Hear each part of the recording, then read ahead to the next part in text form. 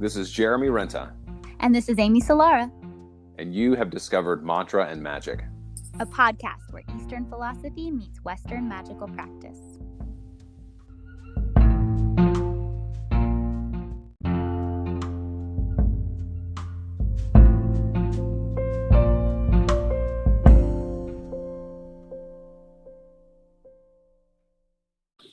All right. Here we go. So are you a witch or are you a magician? Or a shaman? Or that's a tough question to answer. How do you identify? Well,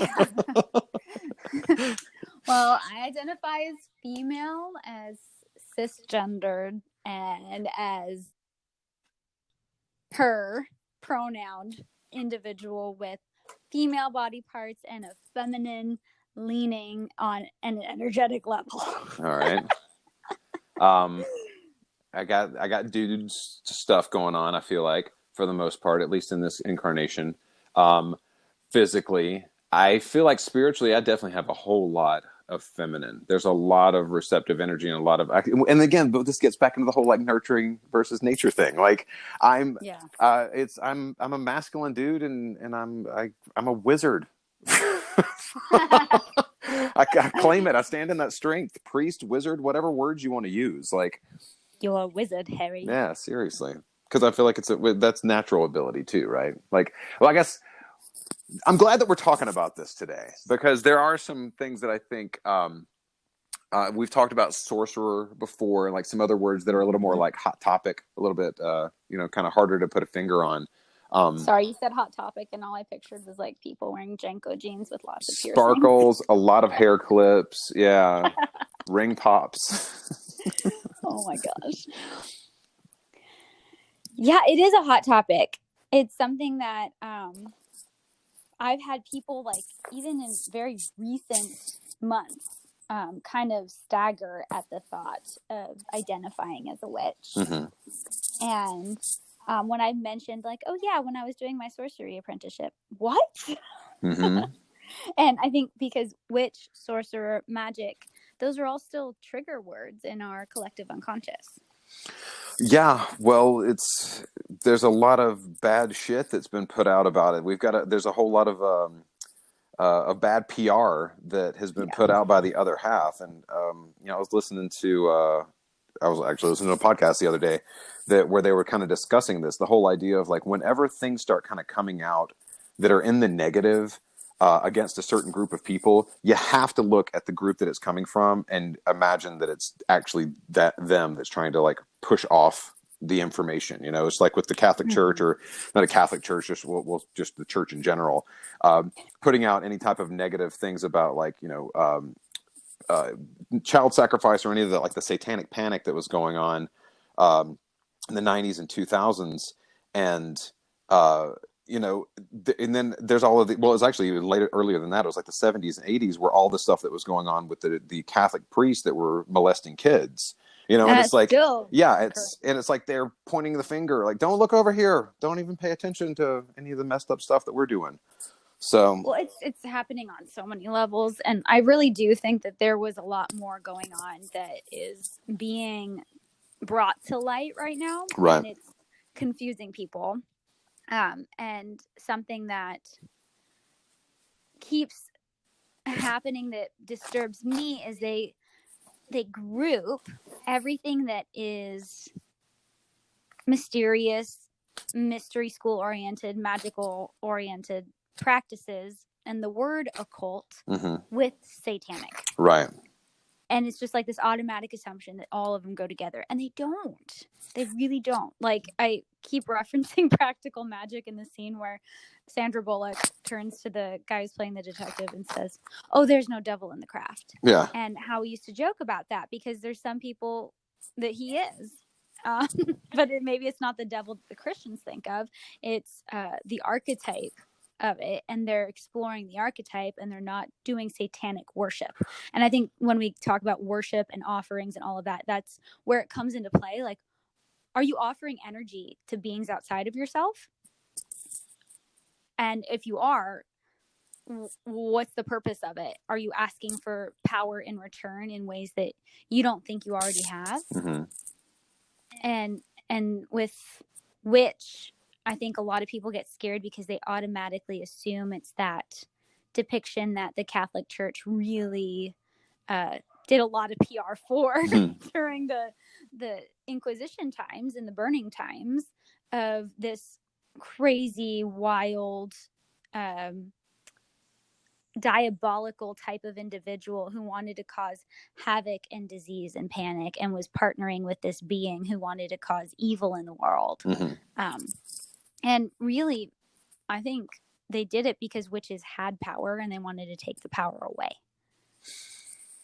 Yeah. Well, it's again, I'm glad that we've kind of led in with earlier episodes talking about polarity, because I think that this actually also helps. Like, I was thinking about this, and I kind of wanted to ask you about this when it comes to the court cards. So, again, I won't go into like Kabbalism, or I won't go into like the whole idea of like the different worlds of energetics. But like we were talking about the idea that there's a polarity inside of the duality last week, right?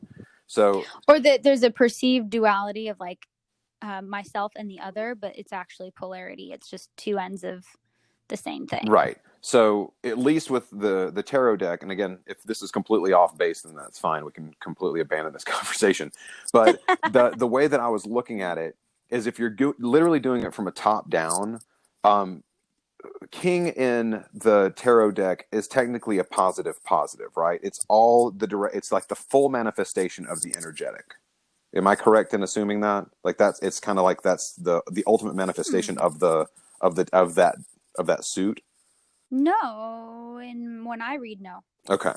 So court cards to me are their own special what's the word that I want to use? Category. Their own category within the tarot. To me, I split it as major arcana and minor arcana. And then within that, in the major arcana, there's the personified energetics, and then there's the more philosophical kind of either object-based or situation-based energetics, right? You have like Tower versus Death. Like Death is technically personified in the tarot, where there's an individual represented on the card. And then the same in the minor arcana, I think there's the escalation of the energy from 0 to 10. And then I think there's the personification of the energy. And I think they're actually elemental within elements. That's something that I've encountered multiple times in both classes I've taken and books I've read and my own personal experience, where the page is is like one level, and then the knight is the next level, and then the queen is the next level, and then the king is the next. And usually it's represented as air, fire, water, and earth. And in almost like an alchemical way, right? You start with like what's kind of intangible, and then you begin the calcination process. You add the fire, the activator, the component, and then the water helps dissolve it, and then you get to coagulate, the final hardening. So in that sense, I guess I could agree with you that it is an ultimate expression, but I feel like it's more like yeah, and I don't mean ultimate as in like it's, again, taking out positive and negative, the whole aspect. It is like the expression is moving only in one direction. So with the king, like with the King of Swords, it is complete analytical separation, right? There's no back and forth. There's no duality and making a decision. It's like you make a decision and you're completely heading in that direction. I always see them as actual representations of either the people I'm reading for or the people in their life. Okay.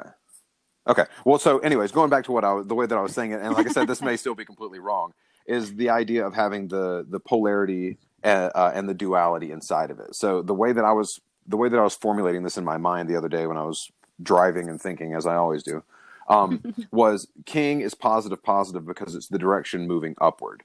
Queen is positive negative because it's moving upward, but there's still some form of manifestation. So the negative again is the aspect of the things being coalesced, right? Um, the prince or the knight, um, is that right? It's prince, It's knight, and either then it's knave or it's princess. yeah. So it depends on which deck you have. In the Golden Dawn's original one, the original Rider Waite, Mm-hmm. it's Page Knight Queen King, and in every other type of artist interpretation, it can be princess, prince, queen, king. It can be daughter, son, mother, father. I've even seen one version that was a super feminist deck Mm-hmm. that reversed it and they made it male, female, male, female. So it was son, daughter, king, queen. Right. And then he made the queen the ultimate. So I still see them as even less energetic and more archetypal, more actual personification of like, okay, so if you have Father of Swords, King of Swords, he is super analytical. And I wouldn't even say positive, like all one direction. He's the grounded mind. He's the mind he's like Shiva to me. He's able to clearly sort out all the thoughts and objectively perceive the situation. Mm-hmm.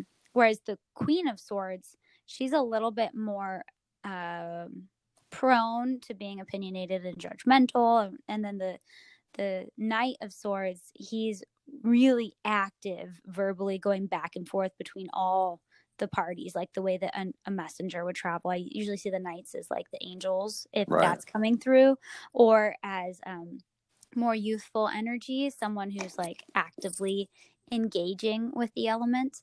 And then the page or the daughter, depending on the deck, I always see that as like the introduction to the idea. You're beginning on that elemental journey to embody that element for Right. yourself, and you're discovering what that element looks like within oneself. I gotcha.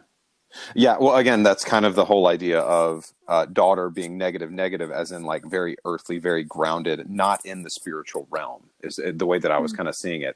The night is almost like you're starting to kind of dabble into it. You're still present, but you're starting to kind of get into an etheric idea. You're starting to get into like an astral idea. The queen being like, the upper mother, like the upper feminine, as opposed to the grounded feminine, and then the king being the upper father, or the supernal father, that style, at least if we're talking Kabbalistic. So that there's actually that separated, so that it is high, it's almost higher mind versus lower. So like the knight and the knave end up being like our lower self versus our higher self. What does this have to do with you identifying things in the church condemning witches? Um, everything.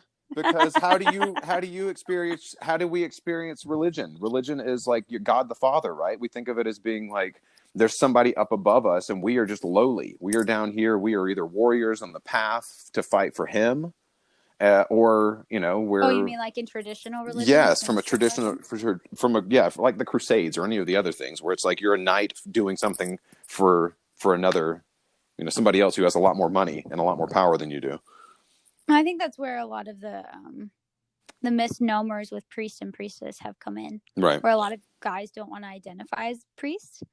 They'd rather identify as magician. Mm-hmm. Uh, Yeah, and I think that's also, again, getting more in touch with your higher self, because again, at least when we're coming to the major arcana, like you said, the magician is the first step. It's the first person who realizes that they have tangible control over their surroundings.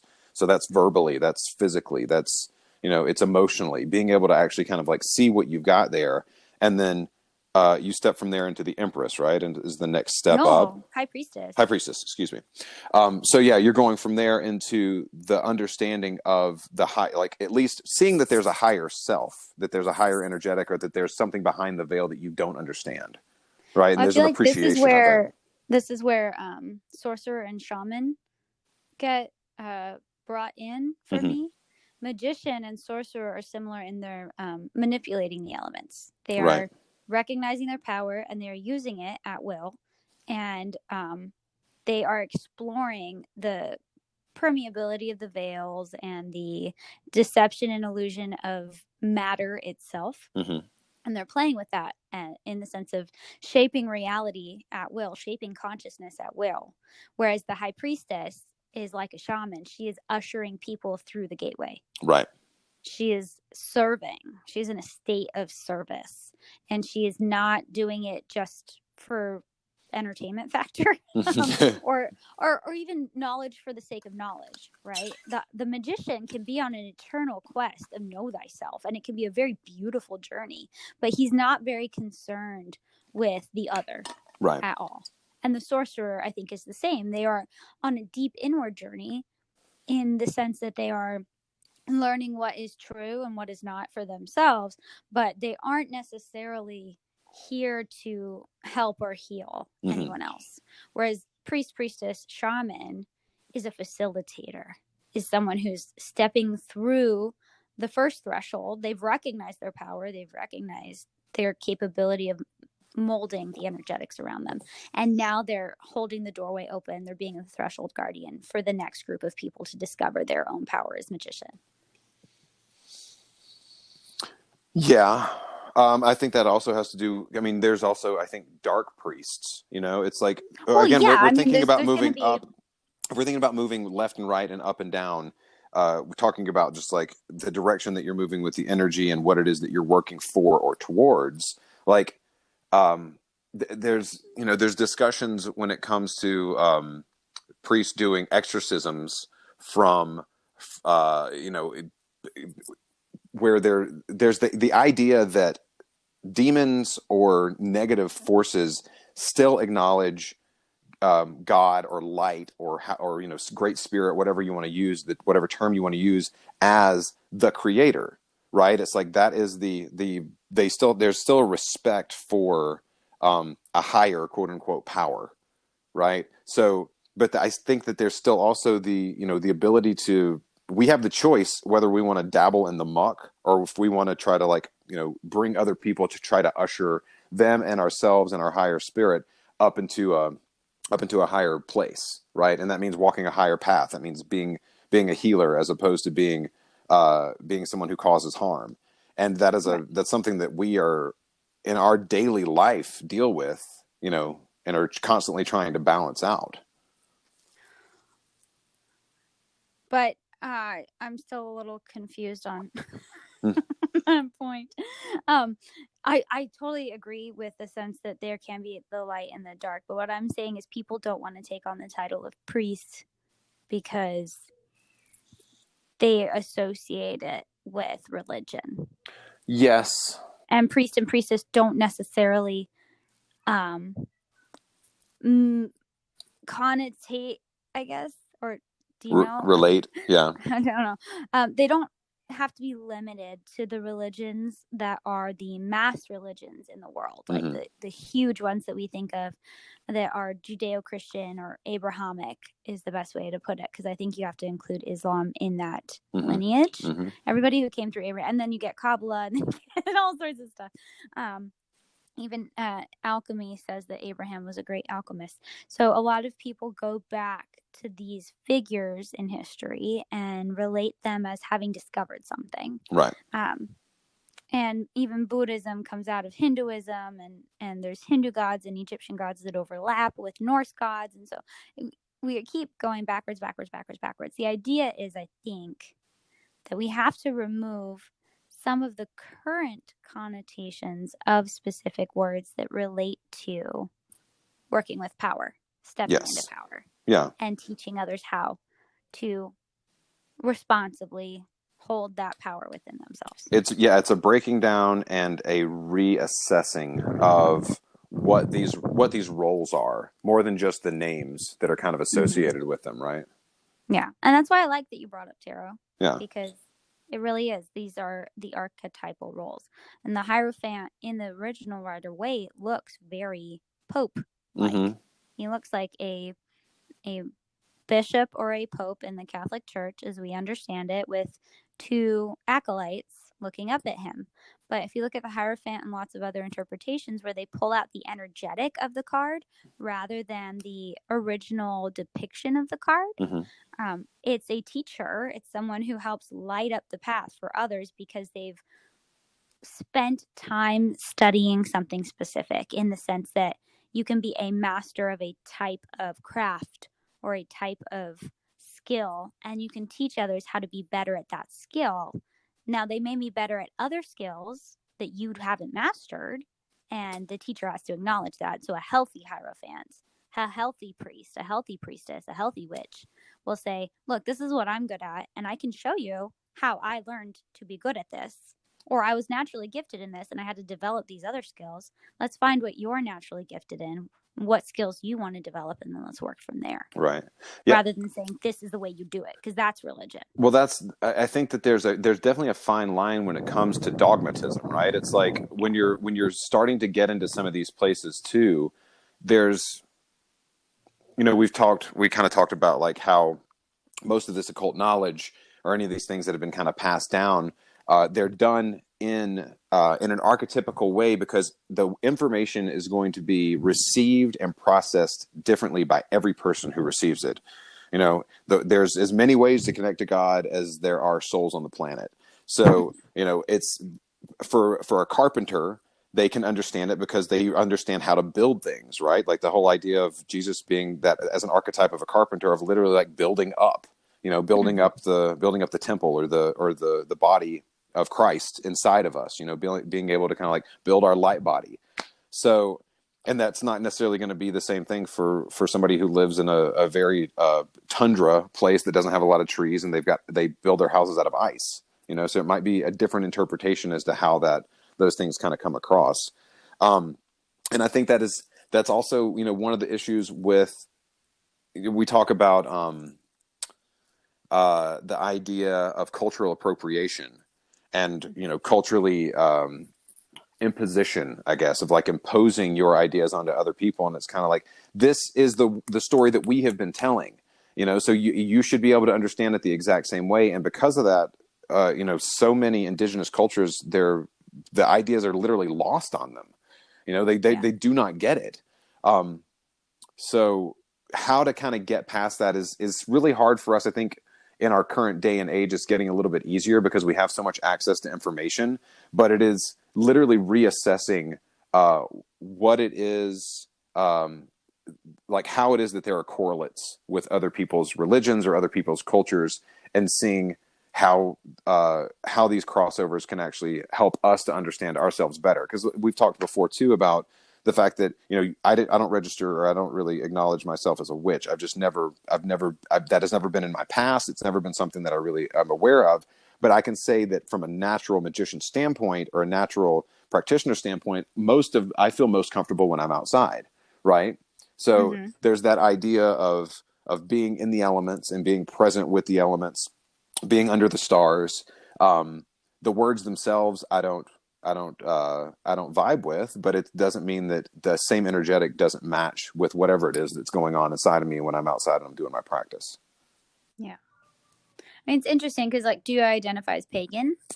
I don't, but again, that's verbal. It's words that other people have used to describe. I think of Amish people when I think of pagans for some reason. I know that they're not there. They're Christian. Yeah, I know it's not even the same thing. So again, there's correlates in my mind that I start drawing connections to. It's kind of like, no, dude, that's not even the same thing. That's not even close to the same thing. Yeah. Because, like, I say, yeah, if someone's going to ask me, are you pagan? I would say yes, because I am not, I am both polytheistic, pantheistic, and what's the other word? There's one other one that describes it, where I believe there are many, many, many, many, many gods, and I believe that deity is in everything. Right. And that they're all just facets of the same jewel. And that's a very pagan idea versus a standardized religion such as Christianity, Judaism, Islam, Buddhism, where there's like a hierarchy of beings, or there's a monotheism kind of bent. And I think there are some factions of Christianity where they don't recognize that they have a hierarchy of beings, because they have saints, and they pray to saints and they pray to angels. Therefore, they are worshiping higher life forms.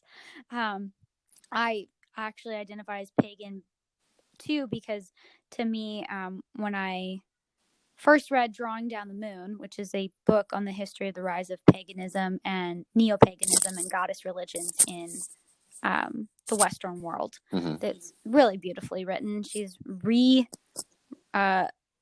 edited it 3 times since its original publishing with 10-year intervals in between. So it's really cool to like hear the updated 21st century version of this book that was written in the 70s. And she goes through what pagan means, and it's usually almost everybody like that she interviews identifies it as earth-based religion, like recognizing that the earth has an energy in and of itself and that we are connected to it. And though we are part of it, we are not of it. We are these divine beings who are experiencing it right now. And we are connected to the cycles and the rhythms of nature because we are adhering to the laws of nature while we are in these human bodies. Right. To me, that's pagan. And it's also being a witch. To me, being a witch is a lot more, but a lot of people, that's all it takes to identify as the word witch, Right. is to be in the cycles and rhythms of nature. And so that's why I find it really interesting that you've never ascribed to either of those words, and yet you're so connected. And I don't know if it's just like a rejection of the title. I think that's part of it. It's like, I'm not going to let some white man tell me what I am. White woman. Yeah, whoever you and you're putting labels on me. But it's like I acknowledge, or I identify more with shamanism than anything else, and that's literally the same thing, right? Like we talked about the idea of connecting with like animal spirits, being able to kind of commune with the earth in that way, and I think because of that, because there's not a hierarchy when it comes to acknowledging that life and that energy shows up through animal life, through plant life, through the wind in the air, or the wind in the air, but the idea, the idea that that there's a natural expression of energy through manifest form. It's hard to look at that and then, because we are here, right? We're kind of bound to this planet unless we start talking about like astral travel and that type of thing, without thinking of it as being a hierarchy. Because when you start thinking about zodiacal energies, or you start thinking about planetary energies, which are as above, so below, are just as in us as they are out there. These are literally just representations. We did the planetary mantra section when we first started recording. Trying to, because we seem so much more far removed from those energetics or from those ideas, it seems like it's I don't know. It's like I don't consider myself a planetarianist, right? I don't consider myself an astrologicalist, like from that being from a dogmatic standpoint. And I guess even with witch, that term itself, it's not an ist. It's not like a dogmatic structure of what it is that you're studying or that you believe. You just are, right? I mean, you just kind of are present, and you allow that energy to move through you, or you acknowledge it in whatever way that you do it, through your ceremonies in whatever way. I mean, the more that I explore my own spirituality too, like I keep finding it harder and harder to label myself with anything, because I'm like, this makes sense, this makes sense, this makes sense. And then, I spend a lot of time, I still do spend a lot of time working with Hindu concepts of energetics, but I don't consider myself Hindu. I would not put myself in that camp. I'm a student more than anything else. I want to understand how these things work, and where there are correlations, and where there are crossovers, and what the good and bad things are that can work together with them, and how to help enlighten other people in the same thing. So I think part of that, that's the whole guru thing. Yeah. And a priest. Yes. Yeah, exactly. But I think that's a priest, and that's what anybody does, right? Like the whole idea of being dogmatic in a religious structure. And this was something I kind of wanted to talk about too, because we discussed wanting to, people kind of wanting an easy fix. And I said that I kind of wanted to discuss meditation. and how meditation in the Western world is uh, it seems almost detached a lot of the times with the way that we talk about meditating, as opposed to meditating on something, you know. And that's what I feel like a lot of priests and a lot of Catholic preachers do. Like the Word of God is is the Bible, and that is what they spend their life studying, breaking down, bringing new understanding to it. And just like you were saying with the Drawing Down the Moon book, like if the author is themselves rewriting it every 10 years and putting new information into it, it's like, these are some of the things that have come to me that I wasn't aware of then. I think that can be incredibly powerful, you know? Mm-hmm. Yeah, I think that's part of what creates dogma is the lack of revision. Right. And part of what's really exciting to me about most witchcraft traditions that I'm a participant in is the ability for them to embrace change and they might make some things feel canonical is the Mm-hmm. best way I think I can describe it. Like, for instance, in reclaiming witchcraft, part of the reason it's called reclaiming is because they're taking words that have these negative connotations like witch, Mm-hmm. and they are reclaiming them as positive things. They're taking them as titles of pride, something to be embraced and loved, as opposed to feared and hated. Right. But at the same time, they allow for a lot of revision and a lot of change, and people can write new songs and new chants and new ways of bringing the god and the goddess together inside of themselves. And it's interesting because there's things that people always go back to, right? Like Doreen Valiente and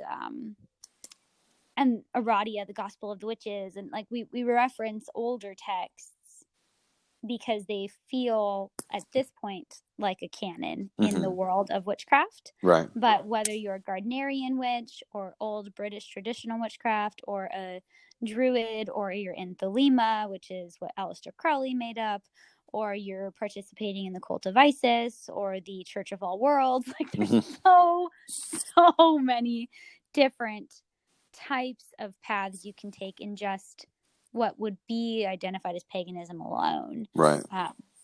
But in the sense of like an eclectic witch or a solitary witch, you put your craft together based off of what works for you, and so you create your own. It's almost like you create your own dogma for yourself, Mm-hmm. but you don't put it on anybody else. You don't proselytize or evangelize, and unless they ask you to, unless they say, "Can you teach me what you do?" Right.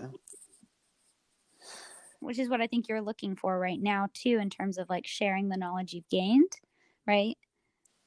Yeah, I mean, there's an aspect of that. It's like I want to find other people who are as interested in the things that I'm learning about and that I have established as my practice. But also, like, there is something like it. What's the term? Delusions, like delusions of grandeur. Like like there's a fine line between that too, where it's like, well, I'm speaking to these energies and I'm getting these messages from some other place, and the stuff is kind of coming through me, and it's like, all right, well, am I supposed to share it? Like, are these things that are supposed to? Are there other people who have the same ideas that I do? Like, it's interesting too when it comes to these archetypes, like with Thoth. Um, with Thoth, with Mercury, you know, with Hermes, like that archetype of the scribe, of the person who writes down what the gods say. They were the ones who transfer the information from the gods to humans, or put it into a form for humans to understand.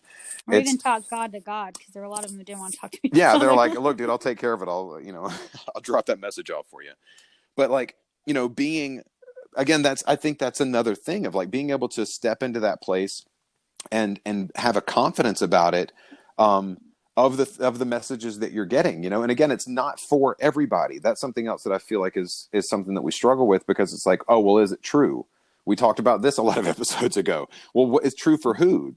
Everybody is in a different place in their journey. So the stuff that I'm doing studies on, that I'm starting to understand, that I'm like, there will be times that I'm sitting and I'll read a page over and over again. This is, we kind of talked about like the whole idea of meditating, and Mm-hmm. just meditate on this passage, and you read it and you read it and you read it, and it's like, nothing's coming to me. And then maybe a couple of days later, you pick up the book and you read through it and you're kind of like, oh my God. And it's like these just explosions in your mind of like, how did I not see that before?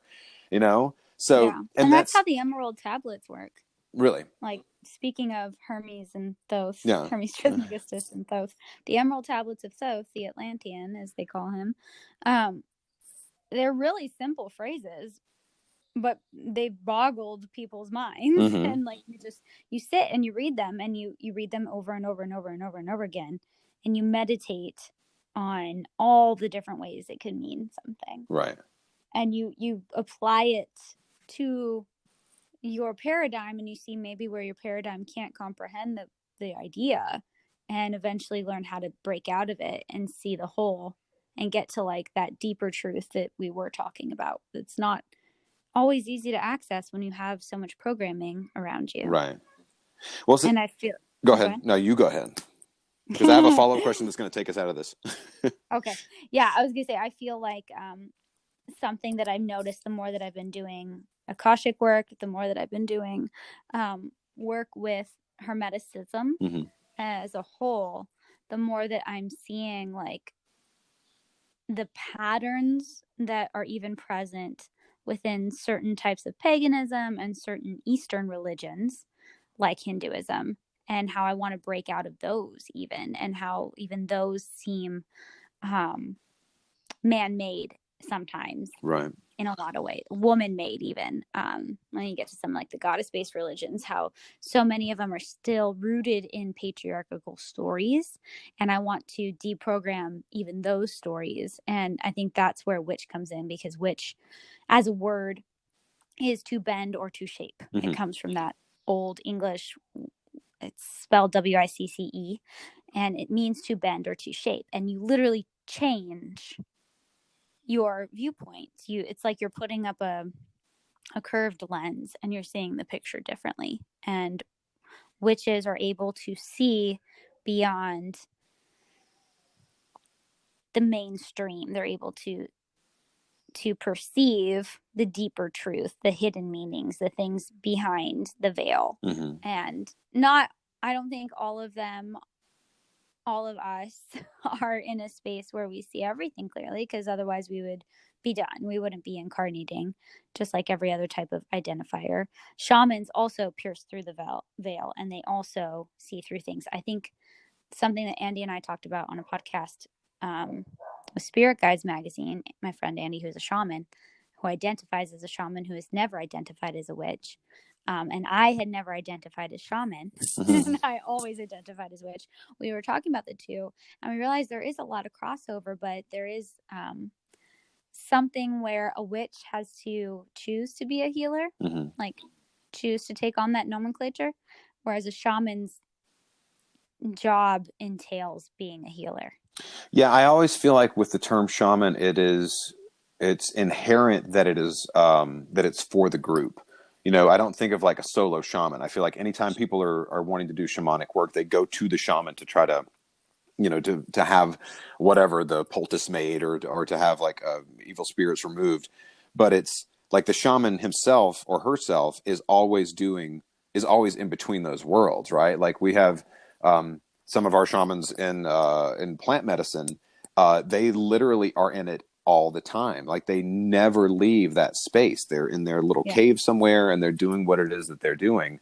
And it seems like for people like that, who choose that path, or who that path is chosen for them, being able to be on the same plane with other human beings could be difficult. It's like, I think that's part of the problem with a lot of mainstream religions too, is because we are existing, like a priest or a rabbi or whatever is existing in the society as much as the human beings that are in it as well. Like, and so when you look at a shaman or you look at a witch, you think of the stereotypical or the archetypical version of them, and they're off in their cabin, they're off in the mountains, you know, like a monk, you know, they're up in the mountains, they're doing their work, they're doing their own thing. I feel like some shamans stay in it though. Like I always think of shamans as tribal leaders. Right. Like they're not just they're not completely separate from the community, and they're not completely within the community, but they are an active part of the community. Right. Right. And witches, I think, for the most part, in the past, have either formed their own communities, Mhm. or like, peace out, we're not going to deal with the rest of you, or they're on the outskirts of community where people were like pretty scared of them most of the time, but would call on them when they needed it. Yeah. And they weren't.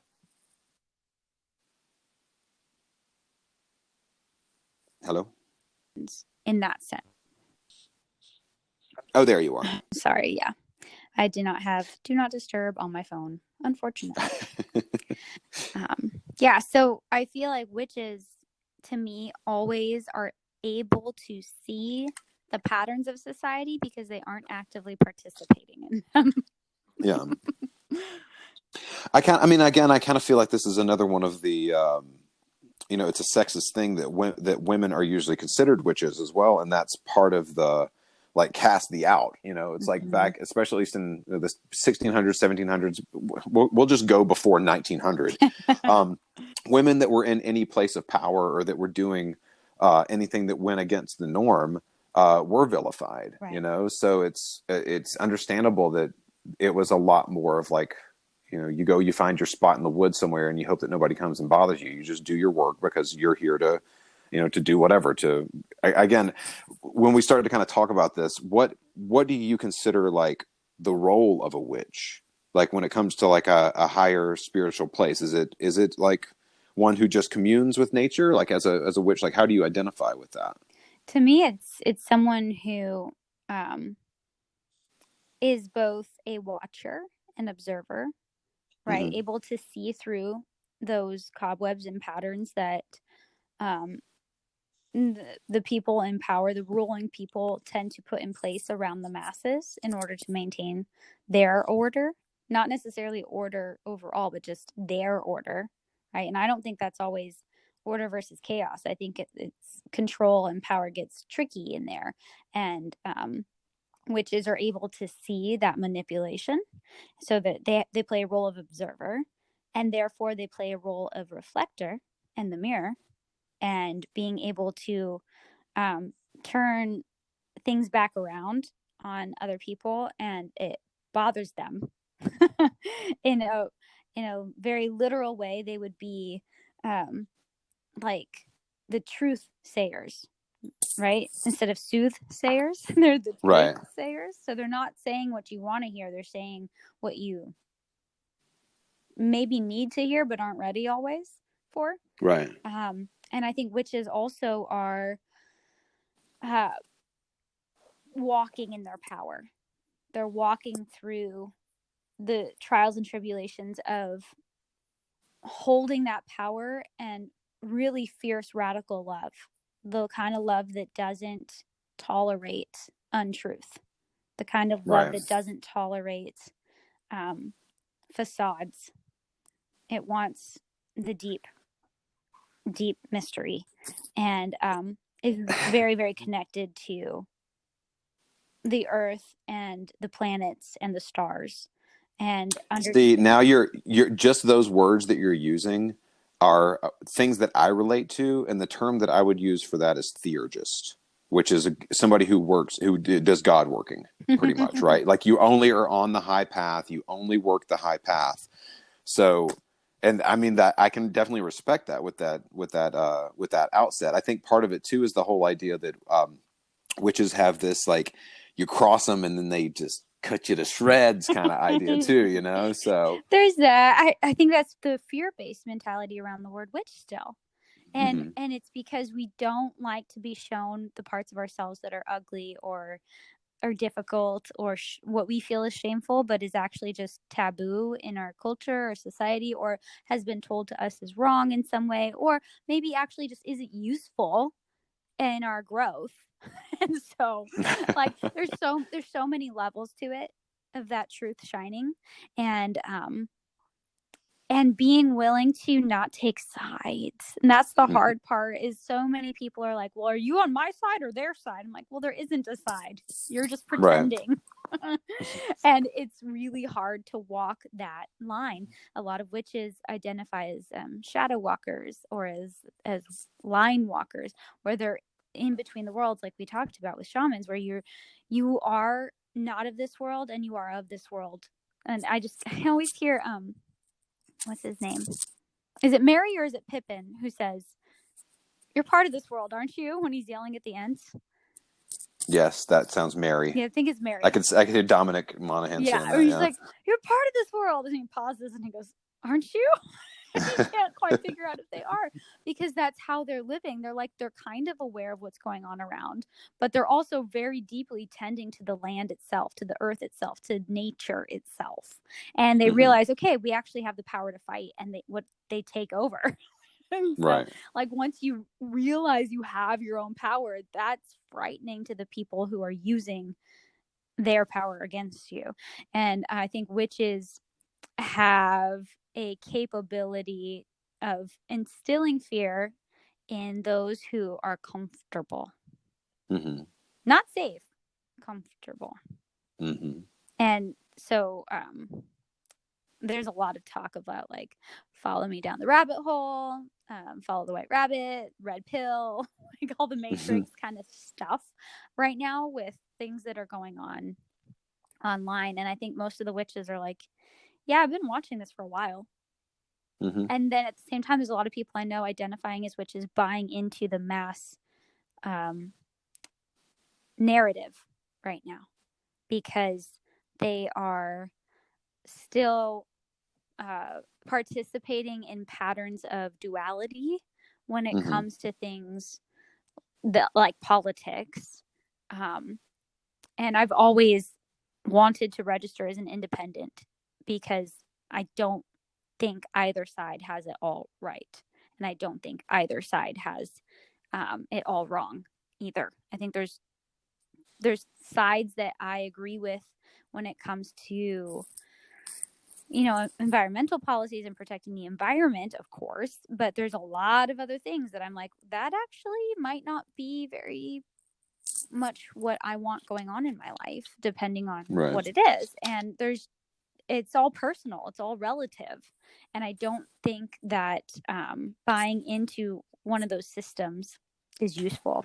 And so I think there's different stages, of course. There's different ways of interacting with the energies as a witch or as a person of magical power. But to me, it really is sitting back and saying, oh, wow, look at all the sides. I'm watching all the sides. I think it's also like it is a lot about, it is about personal power, but it's like, when just you hearing you say that, like, it terrifies me thinking about the amount of government forms that I've filled out where they ask what your race is, what your religion is, like, what do you identify? Like, I'm pretty sure that I was registered as a Democrat at some point in my life, just because I grew up in Alabama and I sure as hell wasn't going to agree with what most of those idiots were saying. So, but it's like, yeah, thinking about, like, yeah, I register as this, or I whatever, I acknowledge as this. That was 30 years ago. Like, things change. Like, and now it's in a file somewhere that says that that's what I am. Same thing with religion. When I was born and raised in Alabama, I went to a Christian church. So technically I've been baptized in the Christian church. Thanks. I'm hoping that's going to be helpful later on down the line. But for the most part, that's not something that, I don't necessarily register with that anymore, and I don't know if I can, like, get my card back or anything. So I don't think Jesus would hold on to it too hard.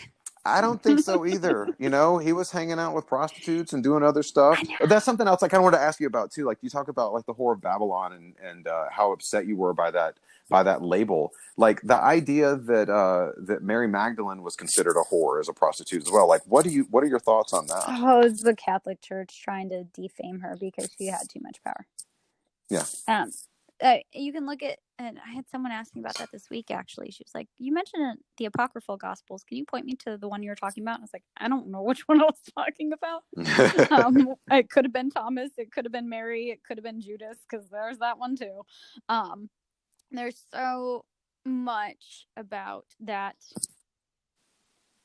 time, those 40 years, let's say, right? Like the years before Mary got pregnant and then the years after Jesus died. Like there's so much about that's little blink in time that we just don't know. We don't know who actually wrote what. We don't know who actually participated when. We don't know who was sitting at that table when Leonardo da Vinci was painting it. Like, we don't know. It's just, we have to trust, we have to believe. And I mean, that's what they call faith. But to me, there are a few channeled texts. There are a few direct messages that have been shared that I think are much less biased than any of the other things I've experienced. And one of them is the Magdalene manuscript. And it's really great because she goes into all of this detail, like little details that you or I or anyone might not even have thought to ask about, and that seem really mundane, but that make it feel legit. Like it has a ring of truth, because like who else would say that? Only she would know of that conversation that happened between her and Jesus, essentially.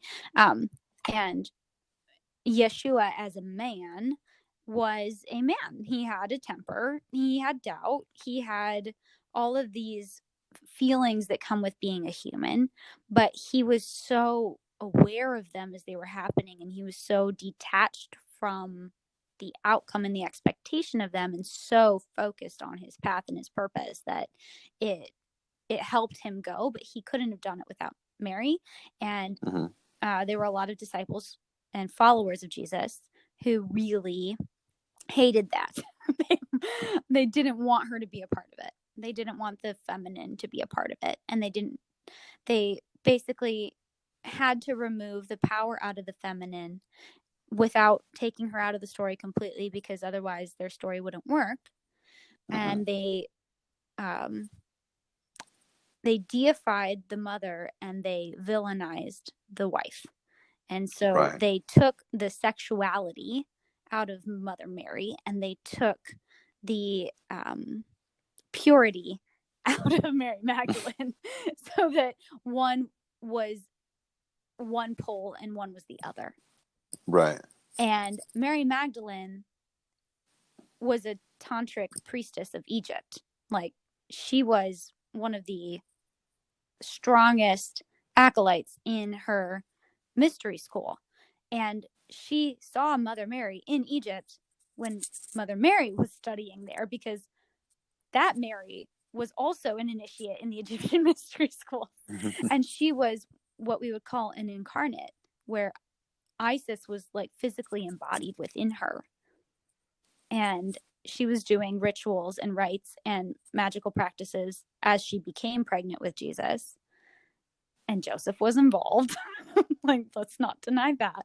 Like, we can call it an immaculate conception, we can call it whatever we want, but essentially the divine feminine had to be incarnate before the divine masculine could be, because of the way that things are birthed in this world. And so all three of them were sacred. It was a Trinity thing.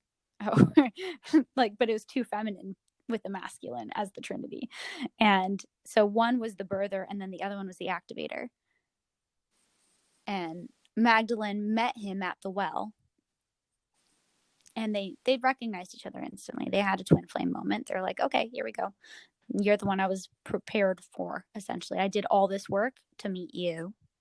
And so then they made her a sinner and a whore, and they conflated her story with multiple other stories in order to create one villainous character, right? They matched her up with the woman who washed Jesus's feet and dried it with her hair. That wasn't Magdalene. What's wrong with washing Jesus' feet and drying it with your hair? Well, she was a known prostitute. Oh, that. Oh, yeah, okay. So they basically, to make her story in the Gospels match up. They put her as that same person, but just it's not her. And they also sometimes conflate her with the woman who was found, that where he says, "Whoever is without sin cast the first stone." I love like the study of theology, like going into all the other religion stories, because it's so fascinating to me how they all play out and how many things are like started with a grain of truth. And I think like most religions have gotten it at least 5% right. Like everybody's gotten it a little bit right. So if you put them all together, you're bound to get a slightly bigger picture of what is the deeper truth in all of it. But I think most of the Bible's stories have come from earlier Semitic traditions or earlier Egyptian or Indus Valley, Indo-European traditions. And you can see that the more that you read stories from Sumeria, stories from Egypt, you watch the Osiris myth, and you understand like, okay, this story that they're talking about is referencing this culture and this deity of this culture, and they're demonizing it because they had to conquer the people. So they had to tell the conquered people, your God no longer exists. Right. Our God is the only God. Our God is the only true God. And if we catch you worshiping your old God, we're going to kill you. And so a lot of us have that fear inside of having been killed for worshiping these beings or from serving these beings, which is an even better cause. Mm-hmm. Like the lower masses, I think, participate in worship because they're so used to handing over their power. Right. It's so ingrained. And as the consciousness level rises and as the power increases, you realize you are serving a purpose on this planet to help other people rise, to help other people increase their consciousness and their awakening. And so you're stepping into this place that is dangerous because you're threatening the status quo, which is threaten the status quo. Shamans heal the people who are getting hurt by it. That's how I see it in a lot of my experience, but it can go other ways. Shamans also threatened the status quo incredibly. The Christian church tried to wipe them out so many times, and they did it successfully in Europe. And now here we are making a resurgence. Mm-hmm. Yeah. And that's the book that we're doing this month with my book club on Patreon, and actually just handed it to my dad to read. Yakov Darling Khan's book, Jaguar in the Body, Butterfly in the Heart. And he goes to many different places in the world to study shamanism and sorcery. He goes into both, and I love it because he acknowledges like the desire to experience that literal magical reality that comes with working with the elements the way sorcery does. And he has these deep shamanic experiences with someone who's an actual like shaman. Like that word comes from the continent that is close to the Arctic, between like Europe and Asia. It doesn't come from the Amazon. That's just the title we've given them. They're curanderos, right? They're like, or ayahuasqueros. They're whatever plant they're working with, whatever healing power they're working with, or they're brujos. And those are still the Spanish words. Those aren't the words that the tribal elders would use themselves in their languages. We just don't know those words because we wipe it out. Yeah. Erase that history. We don't need that anymore. But it's the word shaman, I think, has become the way that anthropologists reference the leading healer in the village of most indigenous peoples. Yeah, it's just amazing to kind of see how far at least Spanish conquistadors made when it came to that, and like how much that has changed and rewritten history. You know, that's nuts. Yeah, like reading America before Graham's newest book, I was just like mind blown. So many things. And I felt like I was remembering stuff too as he was talking about it. I was like, this sounds familiar. Why does this sound familiar? Where have I heard this before? And I was like, oh, maybe I was there. Yeah, we've talked a lot about Graham Hancock. I do think having an episode where we just kind of discuss his work would probably be really good because it's like again, he has been um, he has been monumental in changing the way that we as a culture have seen things. And hearing him talk is the same way. I'm like, I knew all this. Like I'd never heard it before, but it's all things where, again, the whole Akashic Records idea, the collective unconscious that we have, where it's like, that's the truth. This is something that at least makes more sense to me than any of the stuff that we've been taught in schools or the things that we were kind of forced to memorize, you Mm-hmm. know? Yeah, I like the way you said that. We weren't taught stuff. We were forced to memorize stories. Mm-hmm. Oh man, those stories. I really truly believe that the majority of the stories and myths that we're familiar with have to be rewritten before um, we can like all ascend, because they've been so twisted and manipulated by past um, conquerors. Right. Well, again, that's what I was saying. Like being able to stand in the strength of whatever your calling is, and that may not be a witch, it may not be a priest, it may not be it may not be any of the terms that you've heard that you have kind of a gut check reaction to. It may be that you are here to retell stories. It's hard to when you read stuff like channeled text, or when you first start kind of getting into when you first start getting into more of like a spiritual bent, and you go to like a crystal store or something like that, and it's all these things that are like written about angels, like there's an automatic connotation that goes along with Christianity because of angels. But it's like, how if you just remove any of those words and you get rid of the fear of hearing words coming through to you, because that's technically what thoughts are as well. Mm-hmm. I don't understand where that separation is of this is my thought. Like there's that ego thing that kind of gets in the way. It's like I came up with this. The same thing when I'm coming up with new music. Like if a tune comes to me, I know what the chords are on the guitar, but the way that the chords get played through my hand is sometimes inspiration. Like I've drunk a pot of coffee and I've got a lot of energy in me, and I write something that's like super upbeat and jumpy.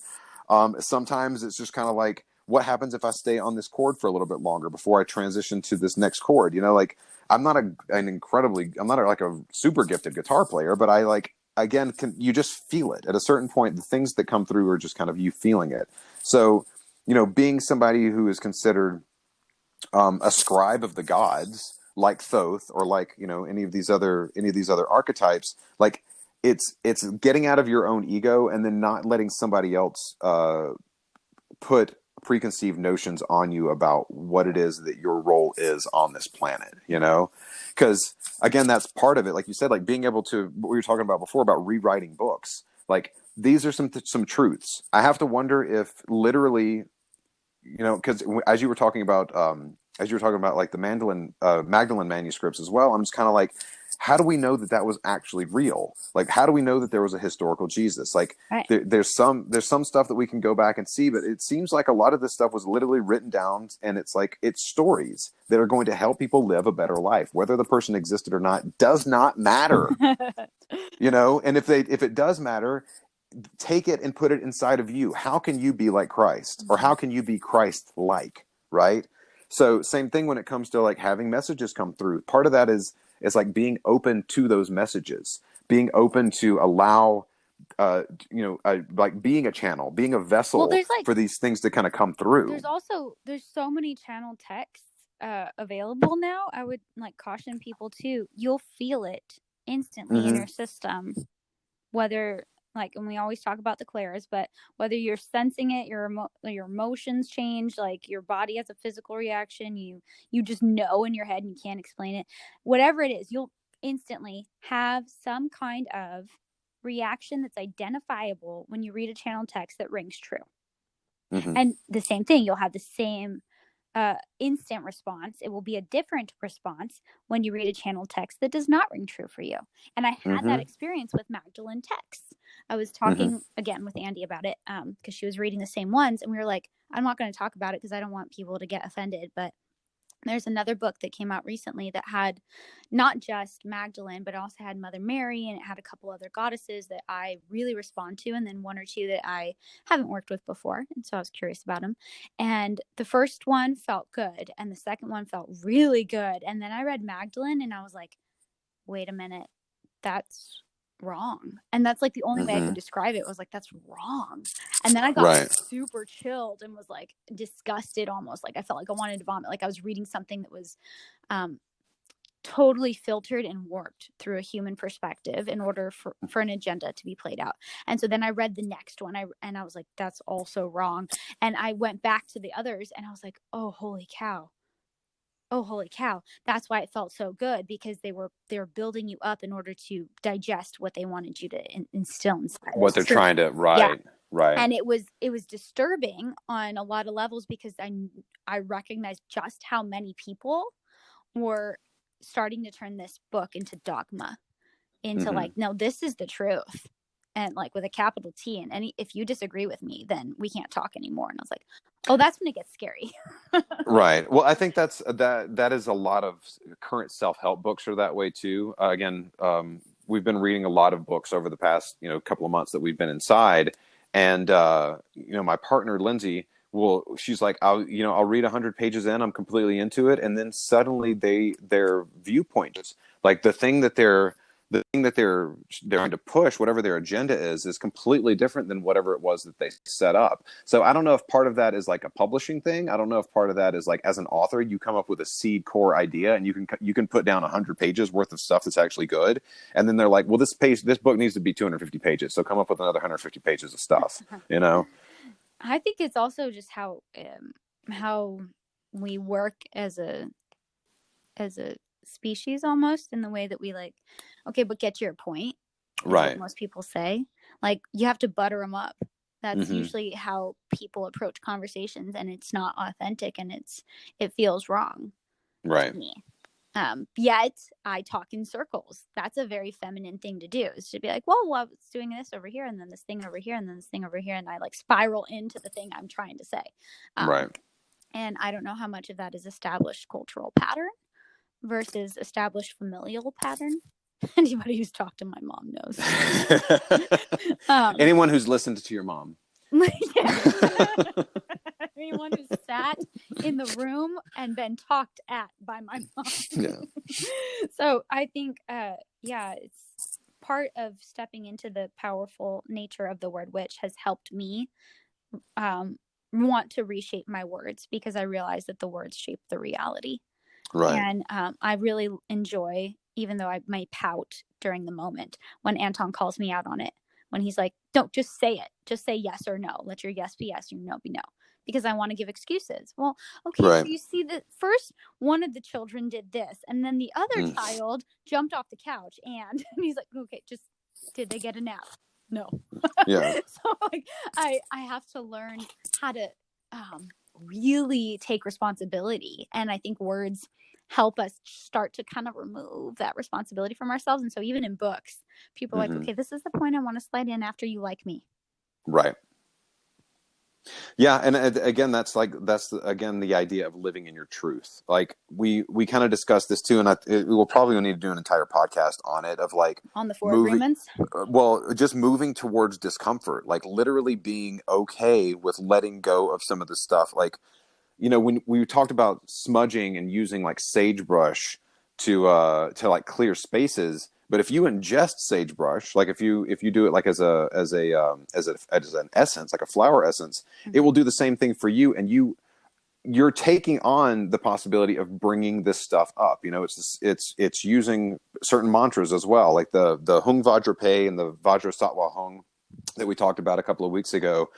These mantras are, they're meant to get that karma out of your body, and it's going to bring up memories. It is going to bring up stuff that you're going to have to face, and you're going to have to move through. Like, this is old stuff that has been put into your physical body as knots and as whatever else, or energetics, where it's like stuff is literally having to go around.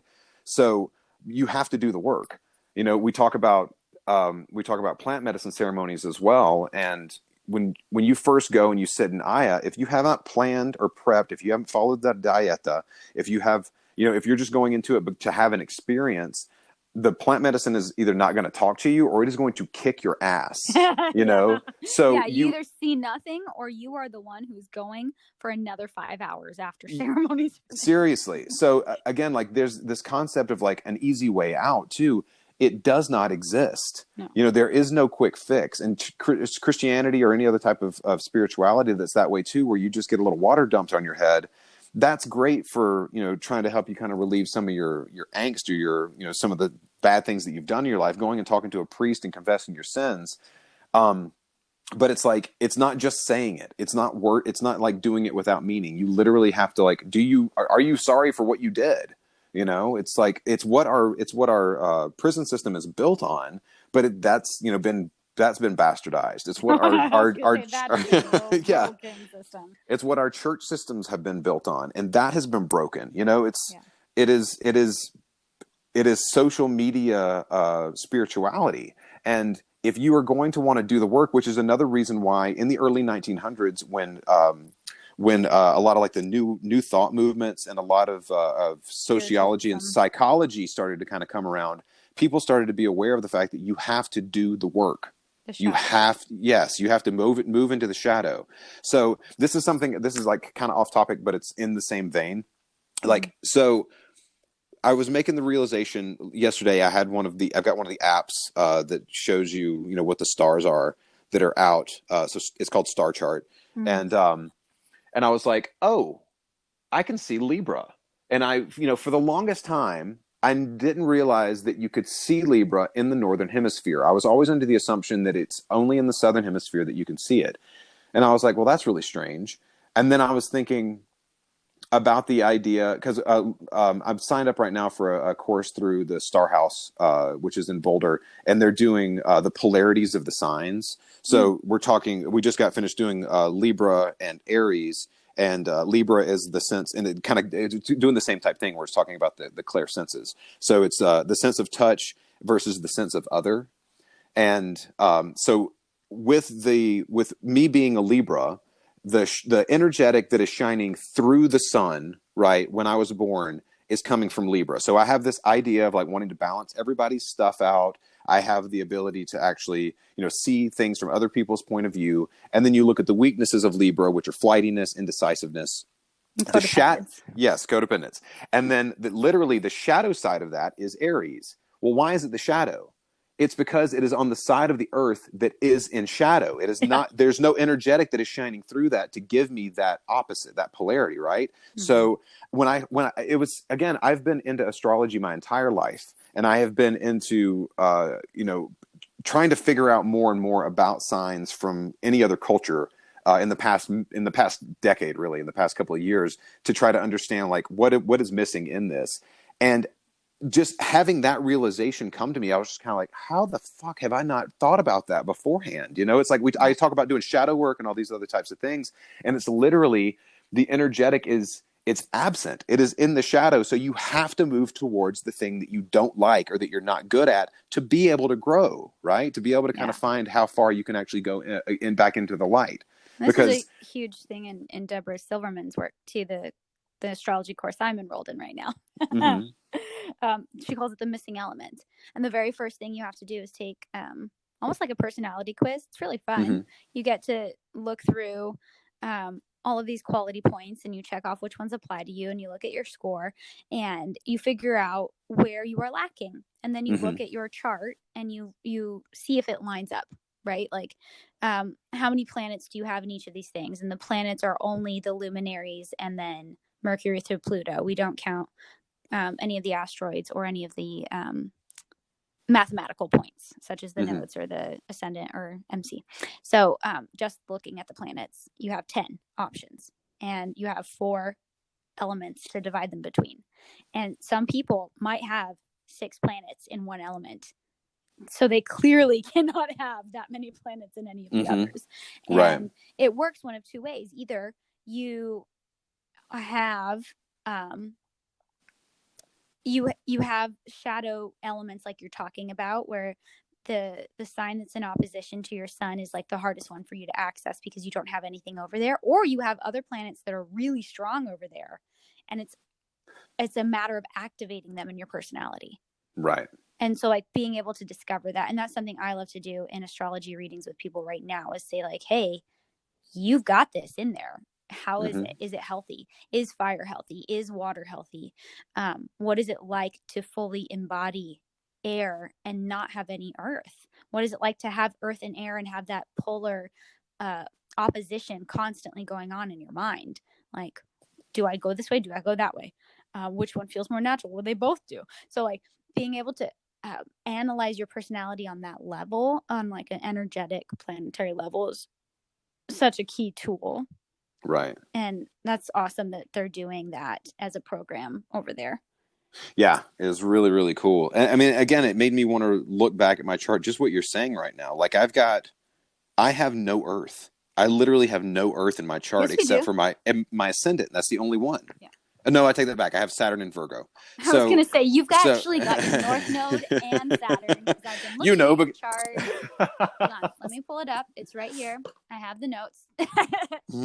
But honestly, yeah, you have 6 planets. 6 points towards fire in my thing, because you have 3 planets, plus you have a stellium, and you have your sun in the my 9th rising. house, which Yeah. is a fire house. So you have a ton of fire in your chart based off of that system. And then you have 3 air and 3 water and 1 earth. 1 Earth, Saturn. That's always the hardest lesson to learn. That's why I've got all these That's why it's damn your Earth life signs in my lesson. Yeah. And so like a lot of times, your life lesson, all you have to do is look at where Saturn is and look at the element, and easily you'll be able to pinpoint your life lesson. Virgo, health, service, physical body, serving the others, like being a healthy example without being a perfectionist, but striving towards excellence and not derailing yourself in the process. Oh, is that all I've got to do? All you gotta do. And you've got this huge Virgo pull, push, whatever you want to call me, in your life. And what's crazy is Anton does too.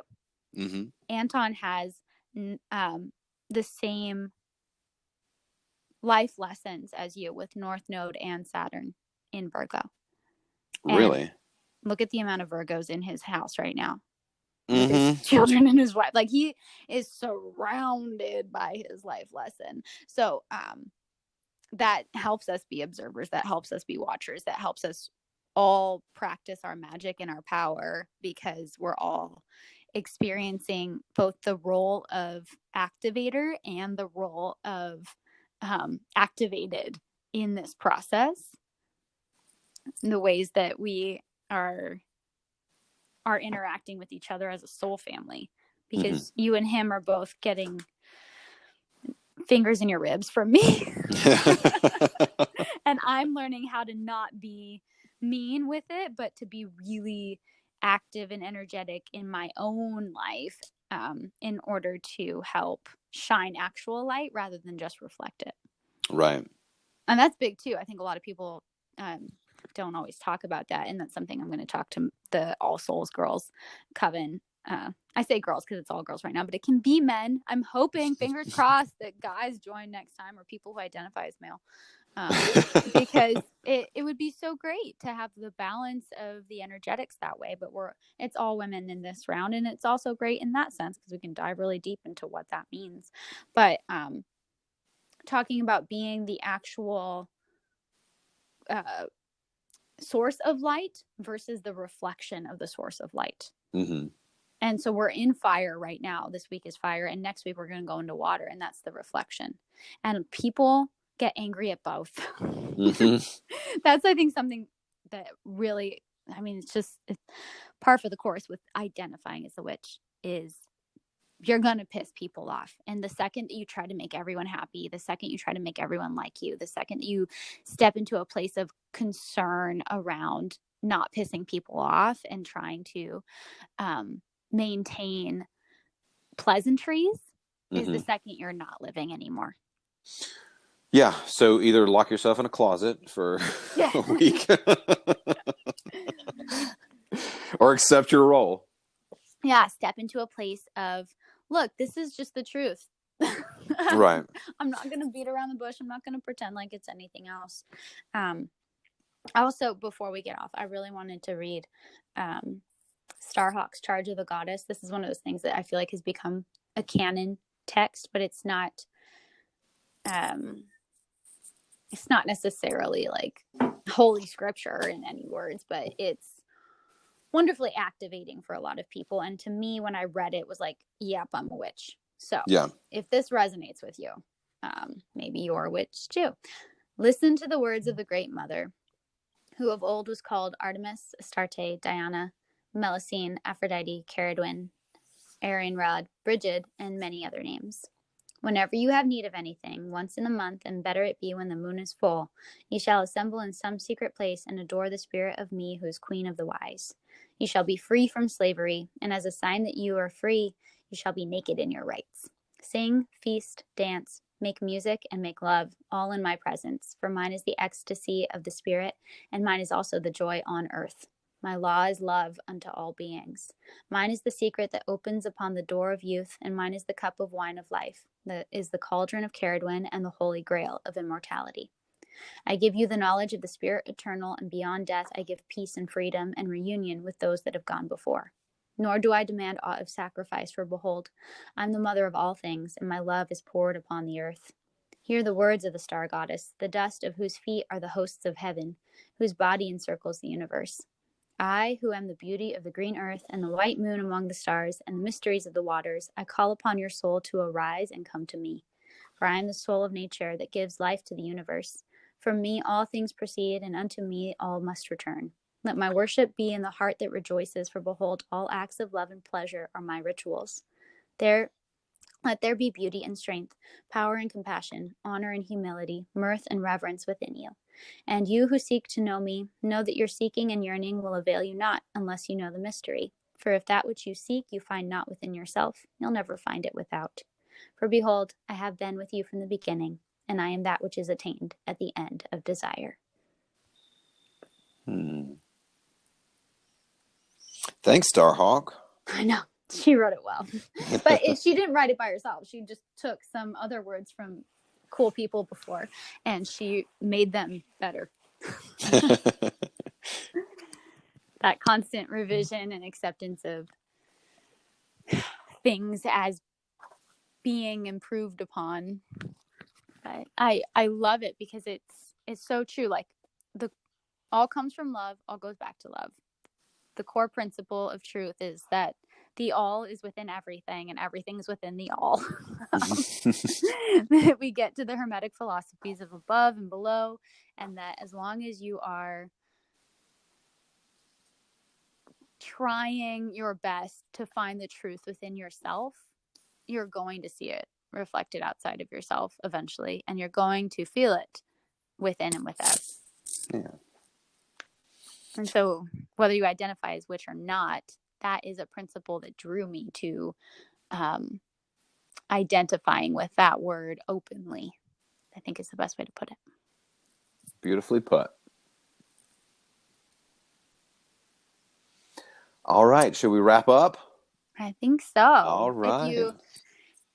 So Jeremy's going to start revamping some of his teaching practices to include some of these more esoteric stuff. And we're going to be working on some secret episodes for Patreon members that will go deeper into these things, these philosophies and ideas. And